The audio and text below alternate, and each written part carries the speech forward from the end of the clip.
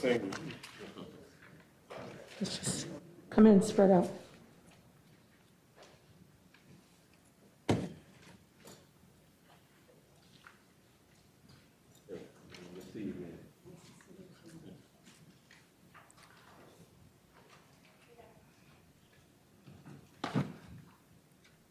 Some of you can go on this side.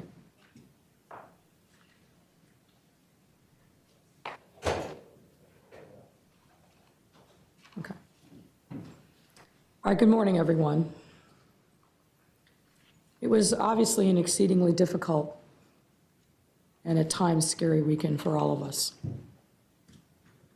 And I know that many Chicagoans are feeling like I am, which is weary and uncertain. But we will get through this because we must and we can.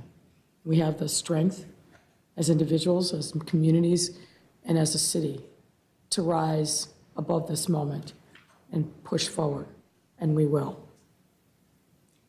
We made a lot of hard decisions over the weekend, and I know some of them were challenging for people.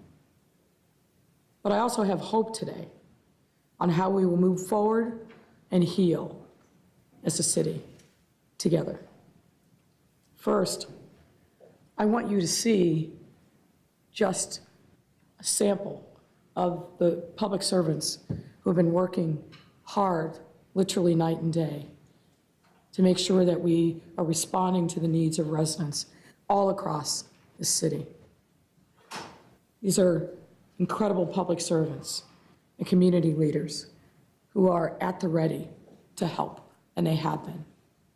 Superintendent Brown, Commissioner Ford of the Fire Department, Commissioner Escareno of the Business Affairs and Consumer Protection Department, Public Health Commissioner Dr. Allison Arwady, Buildings Commissioner Judy Friedland, Streets and Sanitation Commissioner Mr. Tully, OEMC Director Rich Gaitis. We also are pleased to see with us today Malcolm Crawford of the Austin African American Business Networking Association. Thank you for being here, sir. Now, I will speak to our broader long-term response efforts in a moment, but I want to provide an update on some immediate public safety strategy. Following the damage and violence that we saw Saturday in our downtown and Loop area, we made the necessary decision of limiting access to only residents, businesses, police officers, and essential workers that live and operate and are employed in those areas. We needed to assess the damage and begin the recovery process. We also did this in order to direct our police and other public safety neighborhoods, particularly on the south and the west sides, to those neighborhoods that have been targeted by the same destructive forces that we saw Saturday night in the downtown area.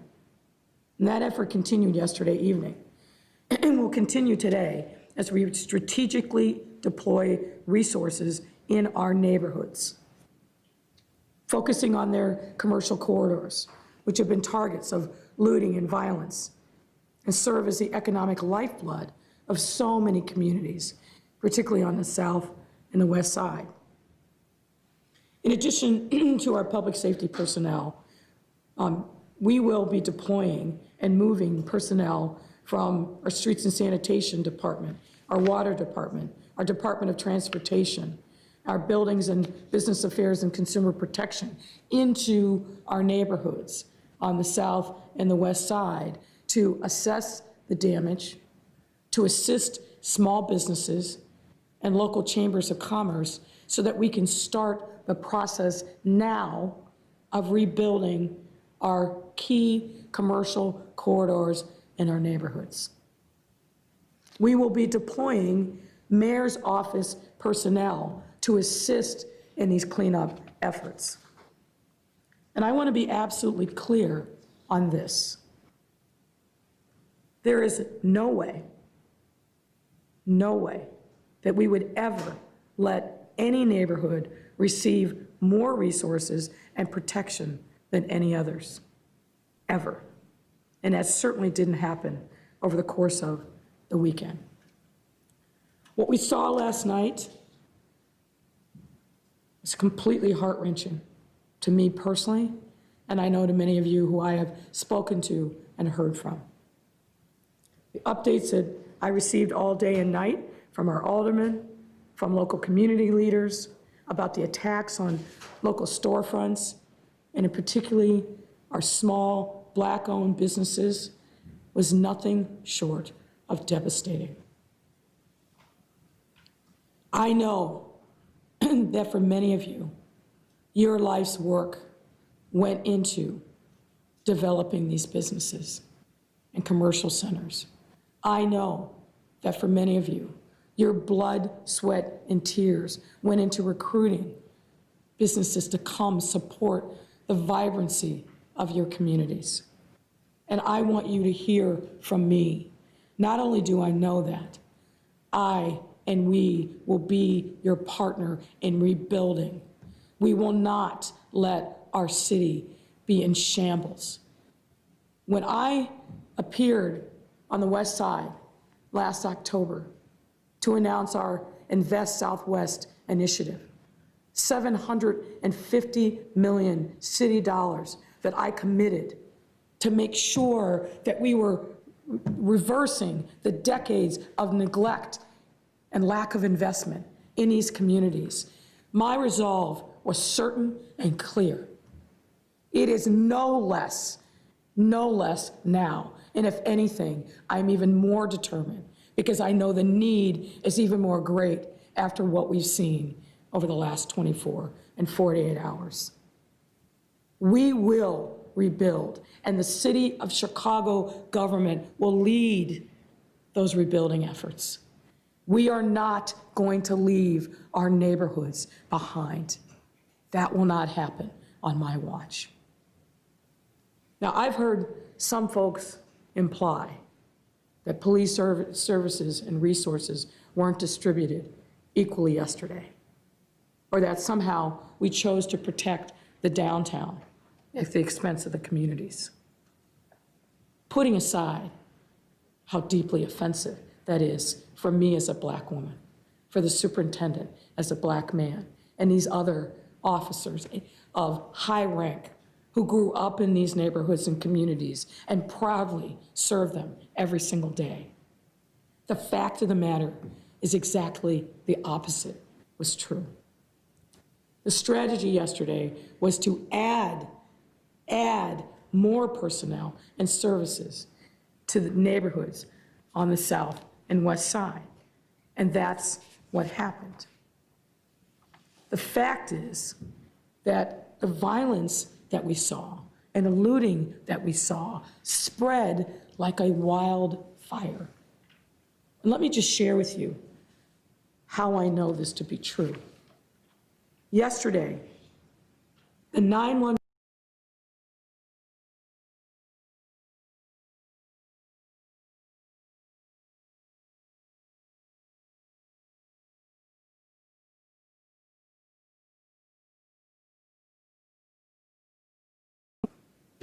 50,000 more calls for service across the city.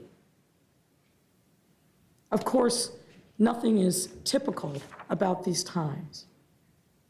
And to be clear, as the day wore on, every half hour, there were 1,000 calls every 30 minutes. And in some periods, in the late afternoon and evening, those calls reach over 2,000 calls per 30 minutes, all far exceeding normal call volumes. And between Friday and Sunday, there were over 10,000 calls for looting alone. Now, the superintendent will speak more to what the specific deployments were and what we were seeing yesterday, but be clear, we, the police department, was responding to these calls as best they could with a significant amount of additional resources on the south and the west side. The challenge was, it was everywhere, everywhere. So if we had a police department 3 times the size, it would have been difficult to keep up with the calls for service yesterday. Now, I know that's cold comfort, but I want to be clear that we didn't stand by and let the South and the West Side burn, as unfortunately some people are propagating. That's just simply not true. This is an all hands on deck moment, and not just for law enforcement, but for all of city government, but also for all of you. As we've been saying over the last couple days, we need all people of goodwill, from the faith community, from community leaders, to stand up and rise with us and not allow the criminal element to overwhelm the hard work and sacrifice of so many all over the city. We can't allow that to happen, and we will not allow that to happen. We will come together as a community, linked arm in arm, fates join together to make sure that we speak with one voice, that in Chicago we will stand strong and united together. I want to talk a little bit about the specifics that what residents can expect today. There will be street closures along commercial neighborhoods and designated hotspots so that we can allow for businesses to be boarded up, debris to be cleaned. And we will do that in conjunction with ward superintendents and aldermen. In respect to our public transit, our citywide CTA train and bus service resumed earlier this morning. However, we will continue to bypass stops located near the central business district. Residents and employees in need of the latest transit information can visit the CTA's website, transitchicago.com. Now, Dr. Arty will also provide details on this in a moment, but I ask her to be here to specifically speak to the other danger that we cannot lose sight of, and that is the fact that what we have seen over these last few days is people abandoning the very public health guidance, social distancing, staying home, that we have taken and made progress during the midst of this pandemic. I've said this before and I'll say it again. COVID-19 has not disappeared from Chicago. It is very much our present. And we worry about the thousands of people that have been out in the streets over the last few days. Please, in exercising your First Amendment rights, or if you were out for any other reason, you have now put yourself at risk. And we need you to isolate yourself. We need you to think about and be conscious of whether or not you are experiencing any signs or symptoms of COVID-19. God forbid that we see a spike that overwhelms our healthcare resources, just as we saw light at the end of the tunnel. But we need now to be careful and to take precautions, and Dr. Arty will speak more to that in a moment. I want to take this moment again to applaud the men and women of the Chicago Police Department and the men and women of the Chicago Fire Department. Bodies are weary, people are tired, but you've been doing heroic work. Now, there have been some reports of misconduct on a part of our personnel, and if that is so, we will investigate and we will get to the bottom of it. We will not spare any resource to do so. And if you believe that you've been mistreated by the police, I urge you to file a complaint. You can reach COPA, Civilian Office of Police Accountability, by dialing 311. We are not going to abandon our values around police reform and accountability and holding officers responsible. The superintendent has said it multiple times. Now is the time for us to double down on our training around constitutional policing and understanding that respectful constitutional engagement with the people we are all sworn to serve is the most powerful tool beyond your gun and your badge. And I believe in my heart that the vast majority of police officers understand that. But if someone has crossed the line, we will hold them accountable, even in this moment. No excuses. I also want to thank the call takers and dispatchers and police and fire that have been handling these unprecedented volumes with tremendous calm and grace. They are often the unsung heroes of our first responders, and I want to make sure that they get their due. They hear your stress, they hear your trauma, and they take that home with them. So the fact that they are managing and doing their job in these unprecedented times is something we cannot lose sight of. I want to thank the streets and sanitation workers, the water management workers, transportation and CTA workers who are also managing through in difficult circumstances. Your professionalism and service to our city and residents throughout all of the challenges we've been facing over the last 10 weeks, and particularly over the last few days, has been inspiring, and our entire city is grateful. To our residents, I want you to know that we are doing absolutely everything to protect you and keep you safe. To be sure, it's been challenging, but our resolve is no less. Our resolve is complete, and we will get the job done. What we have experienced over these past few days has been unsettling and devastating and unranging. I've had a range of emotions myself, from despair to anger to frustration, but I have never lost my hope. And I urge you to hold on to that hope. That's what will propel us forward and help us heal. There's not a single person here in Chicago or across the country who's not been affected by what we've been seeing and reading in the news. I had an exchange this morning with one of the lawyers for George Floyd, who's a personal friend and somebody I know. And he said to me, Mayor, I'm committed to making sure that we right the wrong, not only for Mr. Floyd and his family, and that's true, but also for the decades of wrongs that have been committed.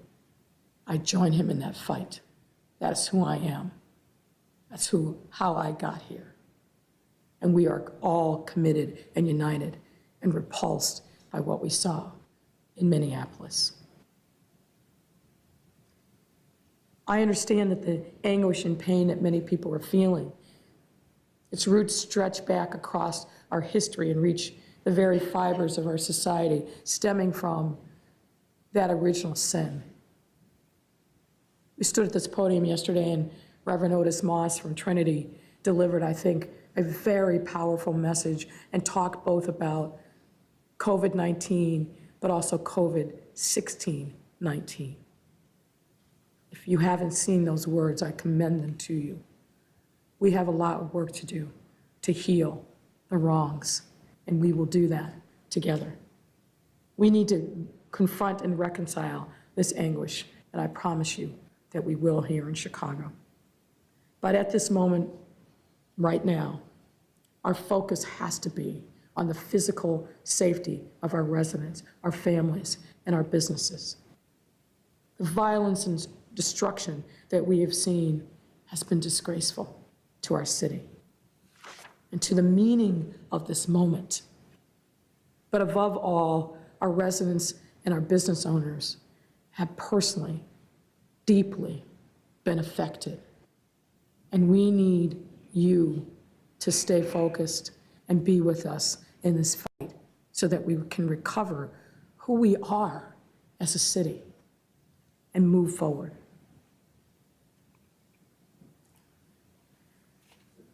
We can and we will rise above this moment, but only by staying together, only by wrapping our arms around each other, only by talking and practicing love and showing hope and compassion and empathy for our neighbors. This is what's gotten us through this terrible pandemic, and we cannot abandon those values now, even in the face of this hardship that we have seen that's devastated so many neighborhoods. We have to lean into our faith. We have to lean into our values and our sense of community to bring back what we have lost and be able to move forward.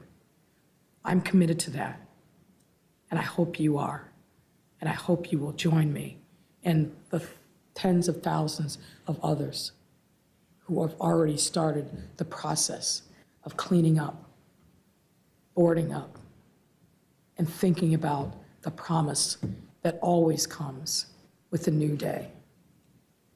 Thank you. Superintendent Brown.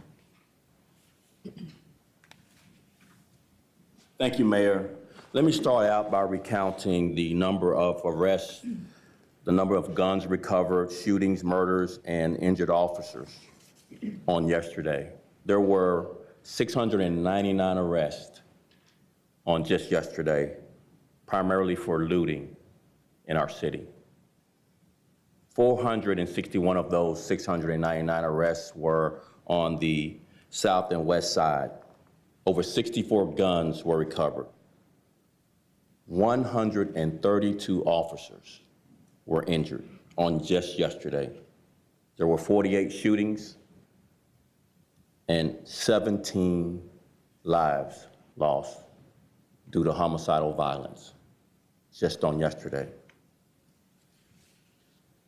Here's an example of our strategy as it relates to the looting seen in our neighborhoods. To the untrained eye, I've heard reports of officers just standing by watching as people loot our businesses in our neighborhoods, primarily, as I mentioned before, on the south and west side. And that untrained eye would say, why don't cops do something? I was on the ground in the field, and I watched these looters strategically do looting in one area only to try to flank our officers on the back and hit the target they intended.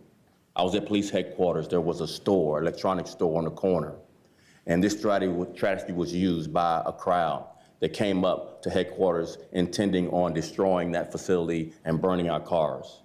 Instead, our officers sent a smaller contingent to the store to repel those looting, while our line officers held the backside of police headquarters for a larger crowd that wanted to get into our police headquarters. We saw this time and time again. Looters do one thing to draw us in one direction, only for their purpose to intend to distract us from their intended target in another area. And so our officers are very, very well trained. Chief Cato, Chief Waller, Chief Holt, Chief Tirado all saw where, number one, we wanted to protect our neighborhoods. We wanted to protect our neighborhoods. The attack was primarily on the south and west sides, but they did not take the bait. They strategically arrested looters, over 699, while at the same time flanking and outflanking and outsmarting these looters' intended targets. Some of the intended targets were our officers. We had an officer who had a heart attack yesterday. We had an officer who had a broken arm yesterday. Another 130 officers were injured, bruised, and broken. And they get drawn into the crowd without enough officers to support them. And then they get beat and pummeled. And so we strategically waited until we had enough resources to repel the crowd rather than sending in smaller numbers of officers who ended up getting injured and have to be rescued by our officers. We saw this time and time and time again throughout Saturday's looting. I want to thank these officers. They are very professional. They have been very patient. I heard a lot of people say who are not trained sworn officers say, I wouldn't have had that kind of patience. People hit me, I'm gonna hit them back. People throw excrement on me, I'm gonna throw it back on them. People try to throw and burn our vehicles, I'm gonna retaliate. But this is a noble profession. And those who are sworn to an oath to conduct themselves in the most professional way deserve to wear that badge. Those who don't will be held accountable. And that is clear. So I want to thank these officers. I want to thank our partners, both the National Guard, state police, and our federal partners for all their support, along with other city services. I want to thank Richard Guidance. I want to thank Streets and Sanitation. I want to thank the fire department for all of their support. This has been a collaborative effort to control our city in the face of these threats. While on the protest line in the field, supporting my officers on yesterday, there was a small group of peaceful protesters who came to express their First Amendment rights. And it was very emotional. It became emotional for me. And they said one thing that I want to share with you. This one young black female who couldn't have been more than 21 years old kept repeating to the officers standing in line, say his name. She would say his name, meaning George Floyd. I mean, it was a chant that just built and built and built, say his name. She meant acknowledge Mr. Floyd's death, unjustly death, murder, say his name. And what I'm embarrassed is I was out in the field, I was holding the line supporting my officers, I whispered his name. When she chanted, say his name, I silently thought, yeah, Mr. Floyd was murdered. And we saw it on live TV. And I'm part of the profession that those officers in Minneapolis painted with a broad brush. But today, publicly, I want to say his name. As a police leader of the second largest police department in the country, Mr. George Floyd, we grieve with you and your family. We are embarrassed by the cops in Minneapolis' use of force, asphyxiating you on the streets of Minneapolis. We stand with Mr. Floyd's family. But to the rioters and looters, you disgrace the name of Mr. Floyd by your actions. Hate can never drive out hate. Evil can never drive out evil. Two wrongs can never make a right. An eye for an eye leaves both of us blind. We will enforce these laws in this city. We will hold you accountable. What you've done in the cover of night will be brought to the light, and we will pursue justice. Now I'd like to turn it over to Rosa. Is that next in the lineup? No, that's what I have on my notes. Dr. Arwady. I'm sorry, Dr. Arwady, next, thank you. Thank you, Superintendent, and thank you, Mayor. So the last time that I presented at a press conference, it was to share the very good news that we were finally seeing major progress against COVID here in Chicago. You'll recall that we did not lift the stay-at-home order at the same time as the state because we weren't quite there yet. And while we continue to make progress, I am concerned that this weekend, not just related to the protests, but related to a lot of people gathering in Chicago for a lot of reasons. We may see ourselves take a step backwards down the line against COVID here in Chicago. And that's because COVID-19 is caused by a virus, and that virus does not care what else is going on in the city. And nothing has changed, unfortunately, related to COVID-19. We still do not have a treatment. We still do not have a cure. We do not have a vaccine. COVID-19 still takes every opportunity it can to spread. And I'll remind you that still here in Chicago, we are seeing hundreds of new cases of COVID-19 every day, and we're seeing that particularly in settings where people are unable to keep a 6-foot distance or unable to wear the face coverings that serve some protection for yourself, but importantly, help protect others.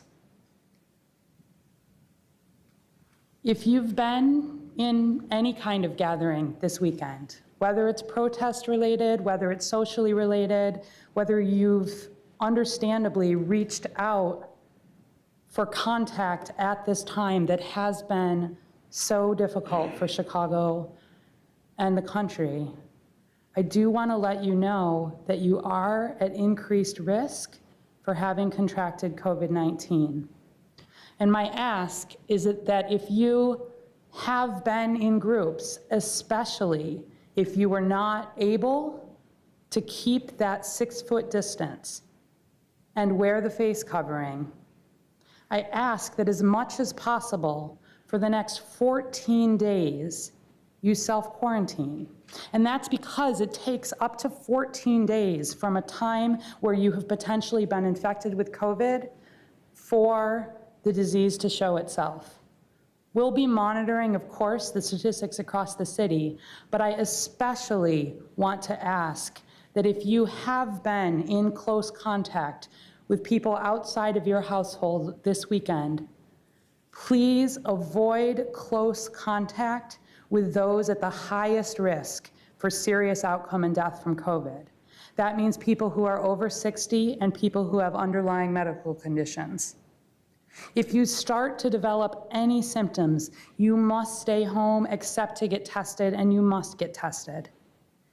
And we need everyone, now more than ever, to please practice the public health guidance, even during this time where it's not the top thing on anyone's mind.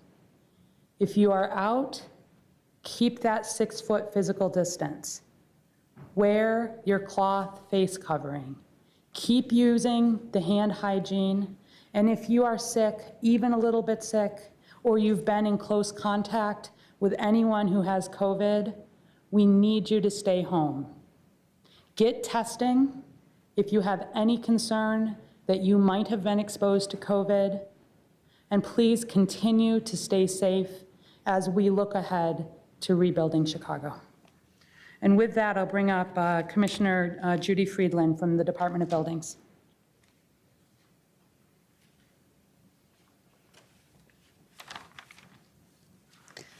Good morning. Sorry. Good morning. My name is Judy Friedland, and I'm the Commissioner of the City of Chicago Department of Buildings. The Chicago Department of Buildings' top priority is to protect the health and safety of Chicago residents and building owners through the Chicago Building Code. We do this in a number of ways, including inspections, and that's what we've been doing since yesterday. We're doing that to keep buildings safe and to keep people safe where they live. Our DOB leadership and our team of highly trained inspectors have been working tirelessly since yesterday to evaluate the buildings that have sustained damage, both in the neighborhoods and downtown. We are committed to assist in any way we can to all building owners during this challenging time to protect their buildings and their livelihoods. We are doing this by inspection assessments. So we're going out, we're evaluating businesses that have been damaged, we're providing support for boarding up, we're providing expanded list of companies that can help these businesses board up. As of yesterday evening, maybe around early evening, we had identified 180 buildings that we worked with, and 50 of them we used our own vendors to board up. We are continuing to go through the neighborhood since very, very early this morning and through the night, contacting the various aldermen with affected areas, working with them, working with Business Affairs, the Department of Streets and Sanitation, CDOT, and OEMC, so that we can get to the areas and get these buildings boarded up as soon as possible and provide all that support. And also, as businesses seek to reopen, I want to assure you that we are your partner, not your obstacle. We are here to help you, to support you, get reopened, and get your business back in order so that you can retain your livelihoods and work together with the Department of Health and the Mayor's office on the phases of reopening. But we want to get you ready, and we're here to be there for you. So with that said, if you notice a property that's open and you don't see that it's been addressed yet, please call 311. Please call 311 if the building department can assist you in any way. We are working 24/7 to be there for you and to get our businesses boarded up and keep our neighborhoods safe. Thank you.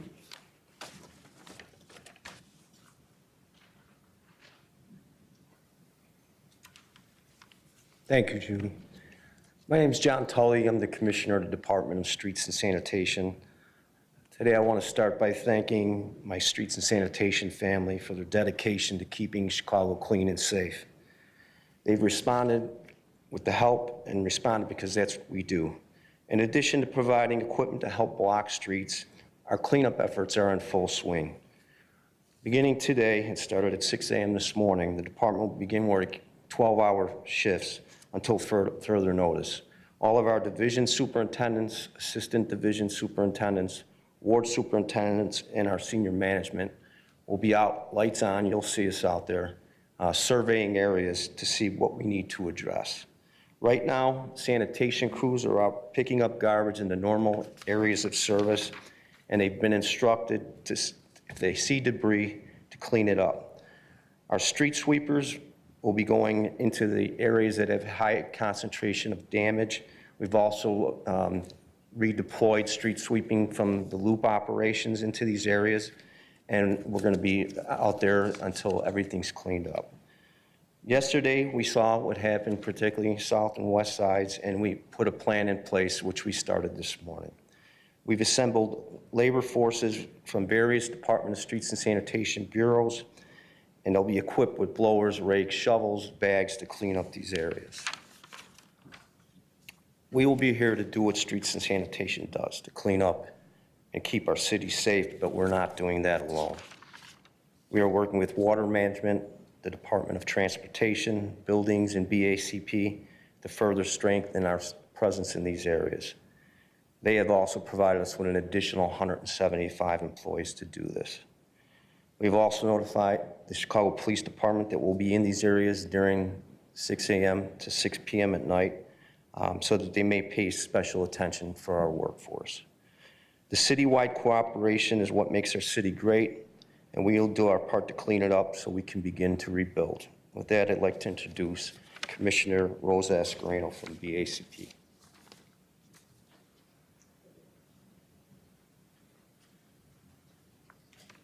Thank you. Good morning. My name is Rosa Escareno, and I'm the Commissioner for the Department of Business Affairs and Consumer Protection. Over the past couple of months, we have been working very closely with our business community, and we have seen pain and suffering just in the trying to come into the phases of COVID-19. And our business community has been resilient, and they are continuing to stay positive, and we are working with them every day to ensure that they are aware of every step of what is happening, not just with COVID. And now with this new crisis that we are facing, I mean, words cannot express the hurt I feel for them, because they have been waiting patiently. They are very concerned about their workers. They want to be reopened. They want to make our neighborhoods vibrant and open again. And let's not forget that it is the small businesses in the community that actually hire most of our employees. So when we see this destruction, what I see and what I'm hearing from our business community is that they see, as the mayor very eloquently stated, their livelihoods really just completely devastated. Their goal, excuse me. Many workers were hoping to come back to work as we reopen, and our business community. And I'm a little bit emotional because we were working so hard to reopen this week, and just hearing Dr. Arwoody and the possibility that we may have to be delayed. These are families that rely on these jobs. That corner store, that local shoe shop, that local motor vehicle shop that has now been completely gutted. There were employees and workers, those are the moms and the young kids down the block that depend on those jobs. So I really feel for our business community. But I want you to know that we have continued to stay connected with them. We have at least 2 calls a day with all of our chambers. We partner with about 100 chambers every day. And we, under the mayor's direction, as we've been on these calls with them, they continue to give the mayor and us additional input and guidance as to what they need. So under the mayor's direction, we have dedicated an additional line of communication with our chambers, understanding that our resources with the police department and OEMC are stretched so that the chambers of commerce can actually work directly with the Department of Business Affairs. We can get their information and also work as a triage to continue to work with our different departments, Department of Buildings, Streets and Sand, Department of Transportation, so that we can be an additional resource to get the businesses the help that they need as we start to rebuild and reopen. Again, under the mayor's leadership also, we are looking at the different areas that have been hit very hard. We were in communication last night and this morning with our chamber partners, and we are going out and assessing the damage in many of these areas, and we're going to be walking those commercial corridors with them. I'm heading over to 75th Street and making sure that we're walking with the chambers. A very interesting story, I just got off the phone with Melinda Kelly of the Chatham area, and she said that last night as looters were coming in and trying to attack some of the businesses that have been there for years, that the community and some of her chamber leadership came out and were blocking, standing in front of these businesses because they know that these are families that depend on them. So I truly commend them, and I want our chambers partners to know, and the business community, that it is the chambers that you should be working with so that you can get information directly to us. Certainly call 911. Of course, if that's a critical and urgent emergency, of course you should still call 311. But if you want an additional line, please work with us, and we will be working to do that as we work to reopen.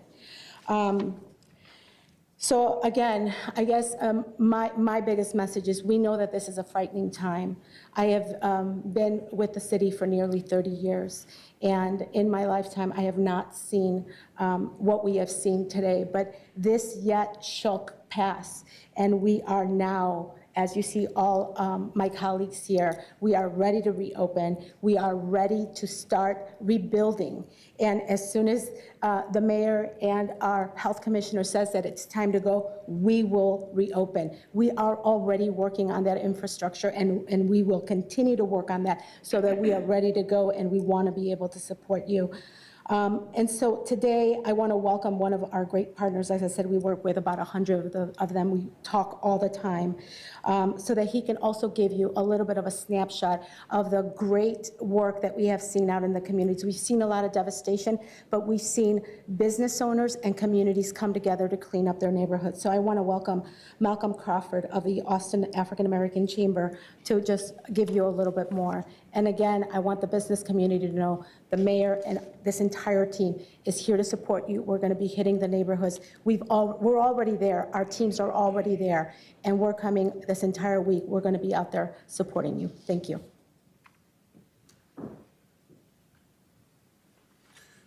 Thank you, Commissioner, and thank you, Mayor. And I'm You know, in this time, this is a little bit of a different time, but in this, I still find hope. And being in my community today and driving around Austin, I saw the devastation, but as the devastation was happening, my phone started ringing. And my phone started ringing from different business owners, and then from the police department, and then I got a call from the deputy mayor. And he asked me, what did I see? And as I was talking to him, and we started talking, he said, help is on the way. Just hold on, help is on the way. We're still here, we're still working. And that's the difference, that people are still coming together. And so I've talked to a lot of the business owners, and I salute them. I salute people like Charmaine Riquette of Uncle Remus, who's holding the line and still in business. People like Letitia May, who came and put a beautiful business on Chicago Avenue, who's still holding the line. People like Ray Basharov, who has a store and he's still holding the line, and people are there. I've seen people walking Madison Street with garbage bags and brooms, and I stopped to talk to them and I asked them what city service or where do they work so I can thank them. They said, we just heard about what happened. We go to Northwestern and we just came down to clean up. We had people, those are the people that you don't see. But Chicago is a resilient city. I love Chicago. I love what's been going on. When I talk about what's been going on, the Department of BACP has been a partner who has called over and over again, and I started to call it the dirty word, Zoom, because we were on Zoom calls all the time asking what's happening in the community, what more can we do. This level of support is different, and we really appreciate it. And you know, we're here, and we do understand that for a lot of our businesses, this is a difficult time. And I have a business, I have property owners that are in my properties, and I'm still telling them that we've been here before. And when it's darkest, that's when you begin to see the light. And right now, we know it's dark, but soon we'll see the light, and we're gonna keep pressing because this too shall pass. Thank you.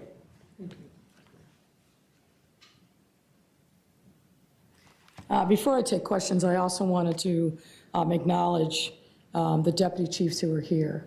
To my far right, Deputy Chief Holt, who's responsible for the south operations on the south side of the city. Deputy Chief Cato, who has a portion of the west side. Community of Austin certainly included in that. And I want to also acknowledge Deputy Chief Tirado, who's also got part of the west side and the central part of the city.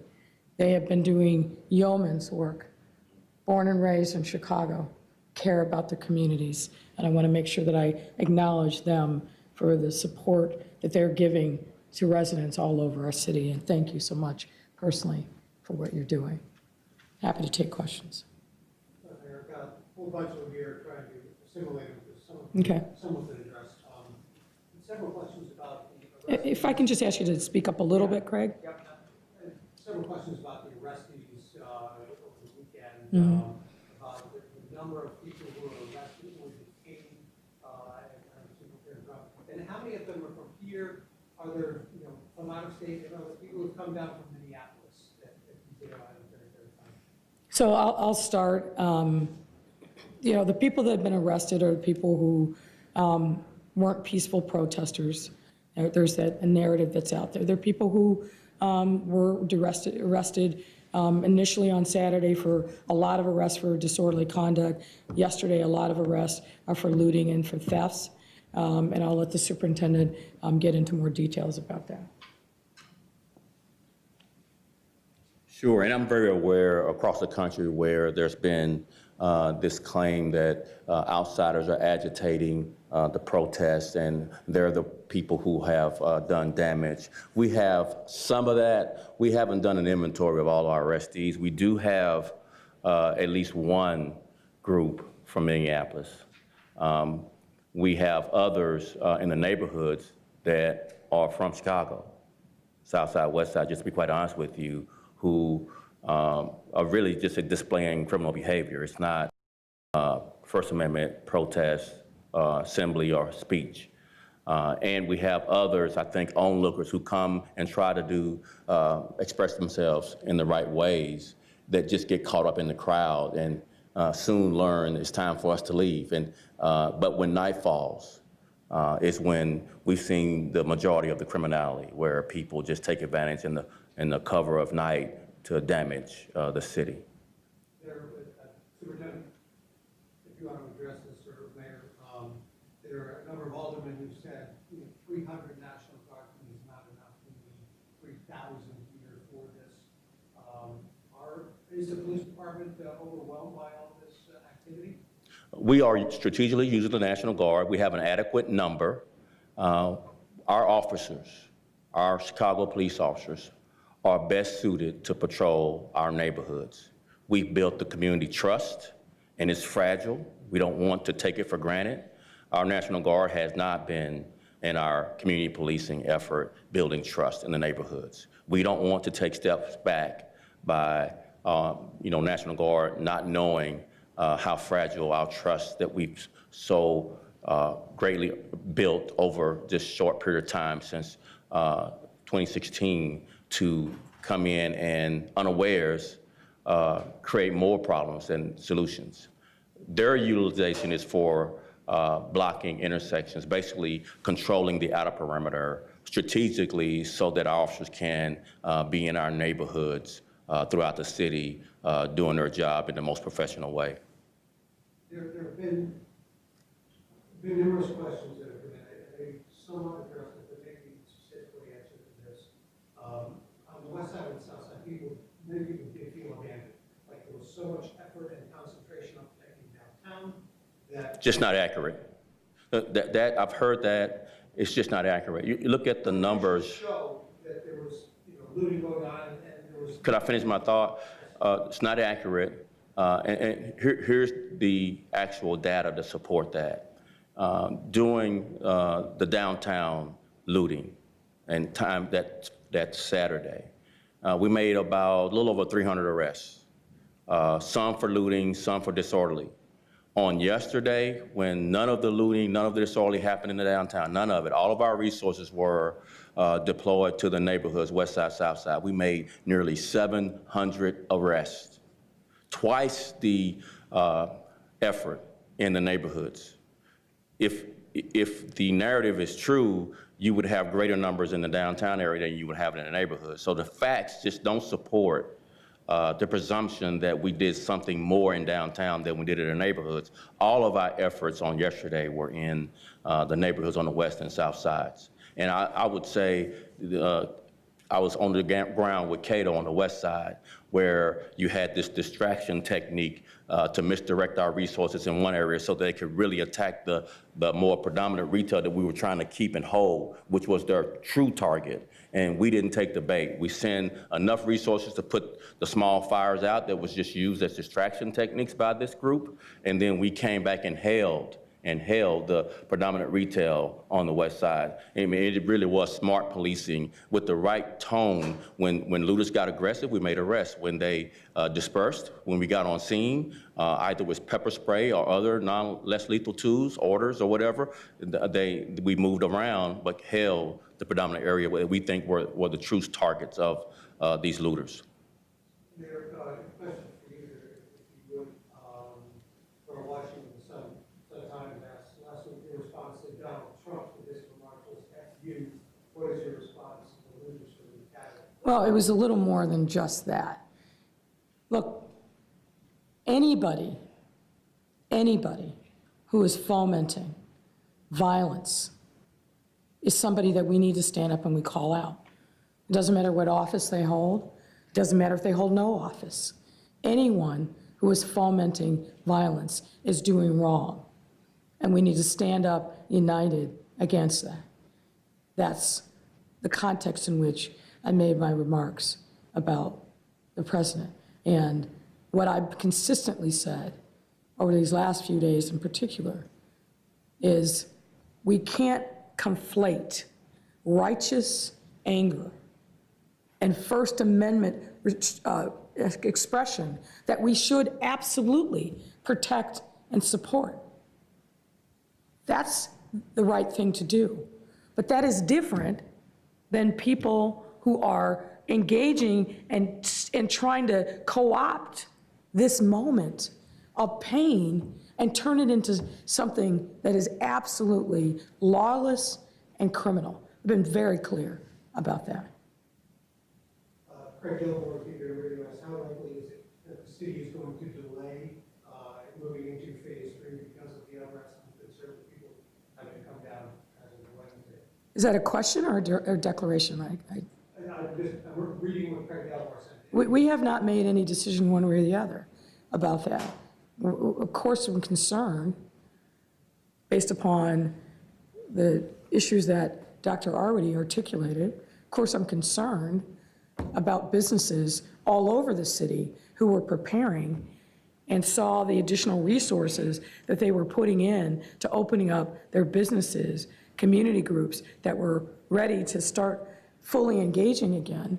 And for many of those people, all of that effort, all of those resources were reduced to kindling or went down in flames. So we need to continue our outreach to our neighbors and to residents across the city to understand the magnitude of the impact.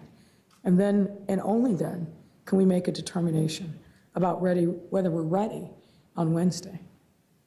Tiffany Walden tried, that's a number of Black lives, people who were arrested over the weekend.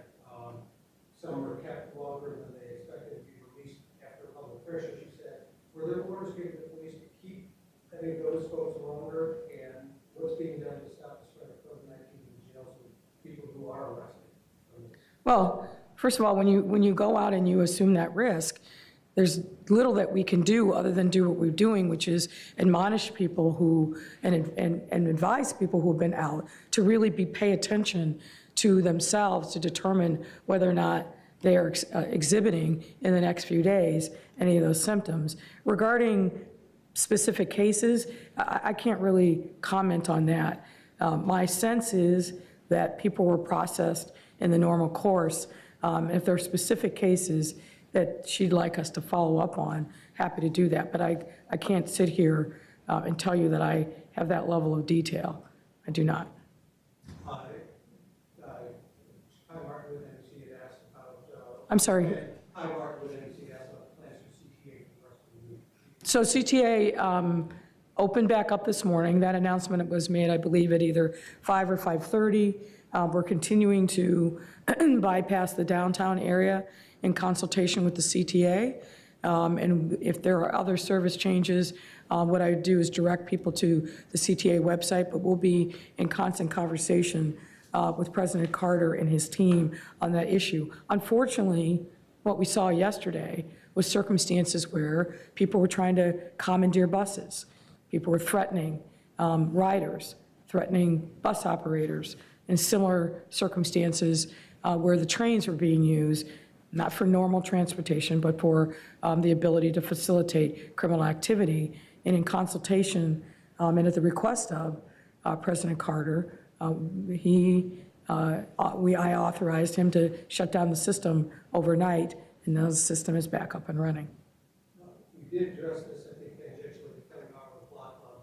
They said they've received numerous reports of police brutality at the weekend protests.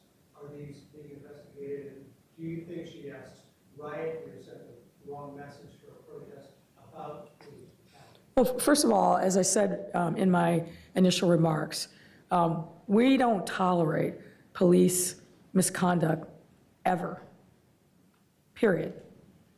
I think I've been very clear on that throughout the course of my career. We don't tolerate it.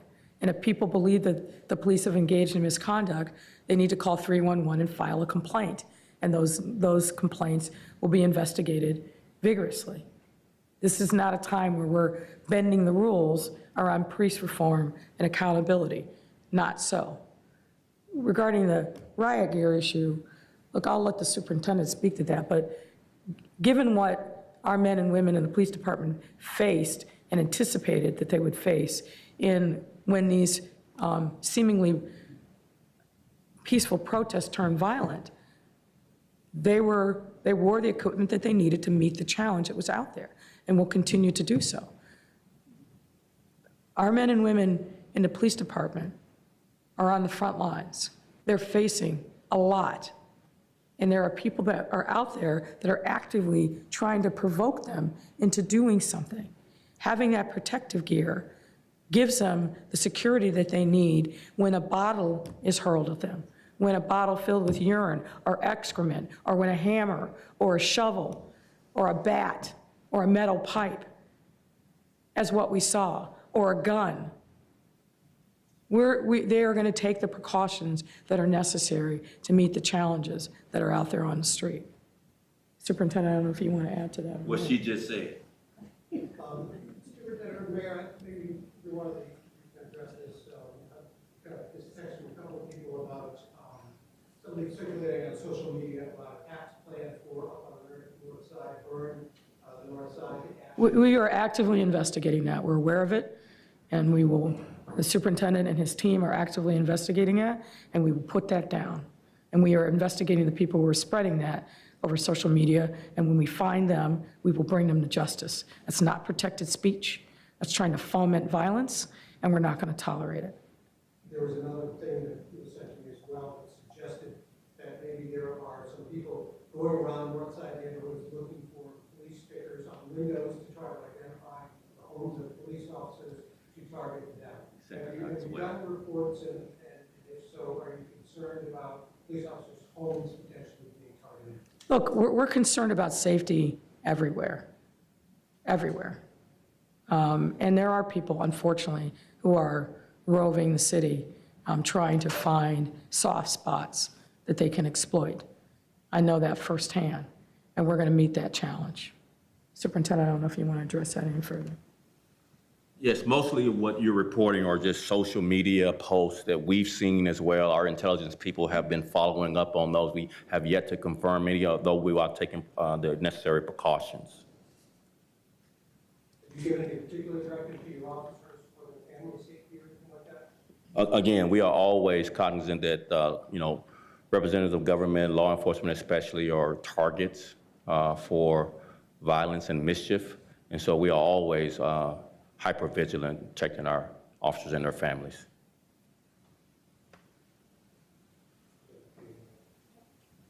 A few questions over here, Mayor. From Univision, asking if you could react to folks taking matters into their own hands last night to protect their communities. I'm glad you actually brought that up. And let me say this. Obviously, we're aware of the fact that Illinois is a concealed carry state and that many people have weapons at their disposal in their homes and their businesses. Do not take matters into your own hand. Call the police. We've seen tragedy happen in this country and recently when people felt like they could take matters into their own hand. Let me remind you of the killing of Mr. Arbery. Do not pick up arms and try to be the police.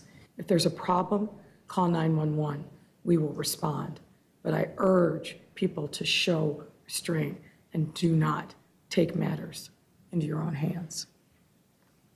Question from Greg Pratt and others around, police may have arrested some looters, but they did not arrest all. In many cases, they stood by as looting happened.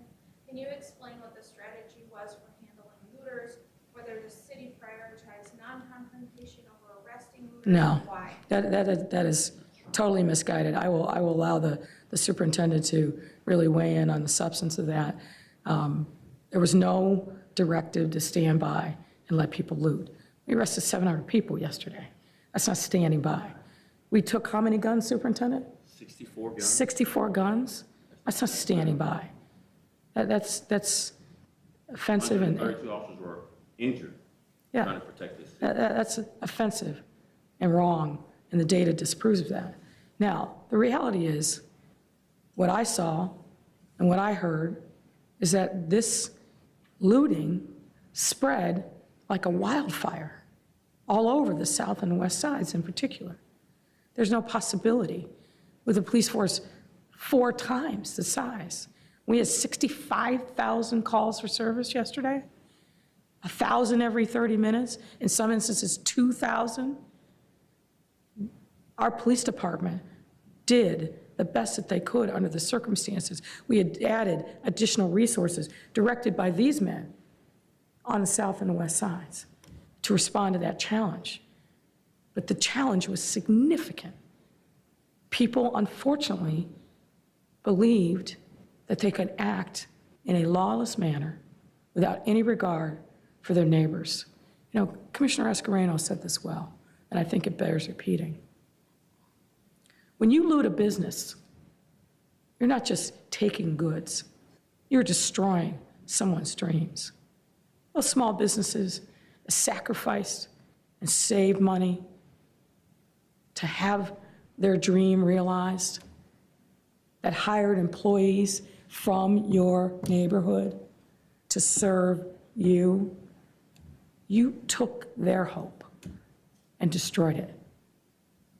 And we're not going to let that happen, which is why we are launching all these city services into the neighborhoods to step up and support our neighbors, your neighbors, so that they can recover and they can rebuild.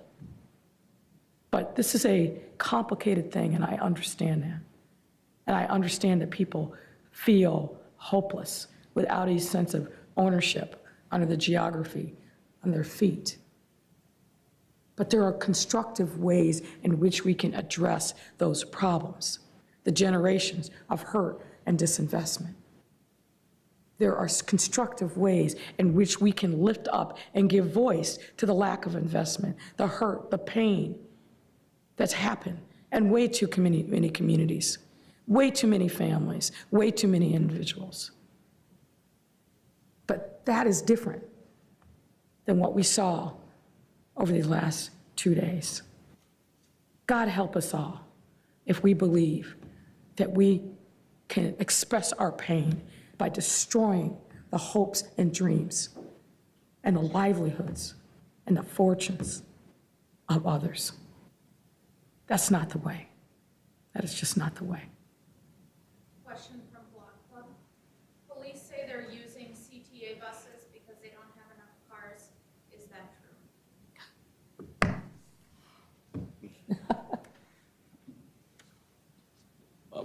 It's not true. We went to a full mobilization of the department, 12 hours on, 12 hours off. We have done that before, but very rarely.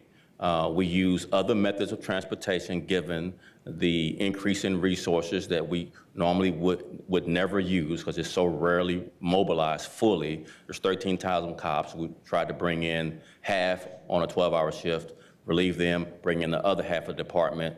Our resources are such that we are spread out over 3 shifts.